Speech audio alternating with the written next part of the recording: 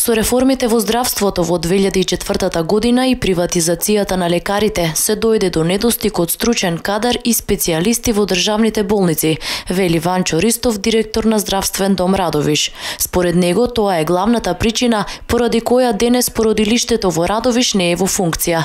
Тој вели дека од финансиски аспект Здравствениот дом може да си дозволи вработување на нов кадар, но не постои доволен интерес од младите лекари да се пријавуваат на конкурсите. Јас како директор можам да одговарам за финансиската поддршка, за опремата и просторот што го има, но со кадарот кој некој го приватизира или со кадарот за кој имат комплицирани постапки, значи треба согласност од Министерство за финансии, согласност од директор, од Министерство за здравство, и кој ќе се поминат сите тие согласности, ние распишуваме конкурс и многу пати може да се случи дури да не се јави лекар на конкурс, заради тоа што едноставно не се заинтересирани. Значи, работите се комплицирани, кога еднаш ќе се погрешат, многу тешко се исправаат. Тоа е, причината е некаде уште во 2004 година, просторните услови се одлични, опремата стои, но за жал, родилиштето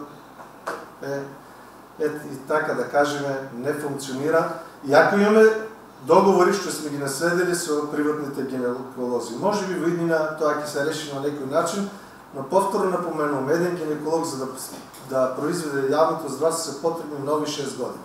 Ристов вели дека Здравствениот дом има можност да ги прати општите лекари на специјализација, но тоа е долг процес, а иднината на породилиштето е неизвестна. Тој истакна дека за потребите на пациентките набавен е и нов мамограф, кој веќе е во функција и го користат не само радовишките пациентки, туку и пациентките од соседните општини. Новиот мамограф е во функција, работи скрининг мамографија, доаѓаат и во соседни општини и повторно одговорно тврдам дека е подобар од мамографот во општа болница Струмица, дури од клиничка болница Штип. Слободно можат да закажуваат преку матични лекари, односно да скрининг мамографија по програм да доаѓаат кога има термини од сите соседни општини во регионот да направат мамографија.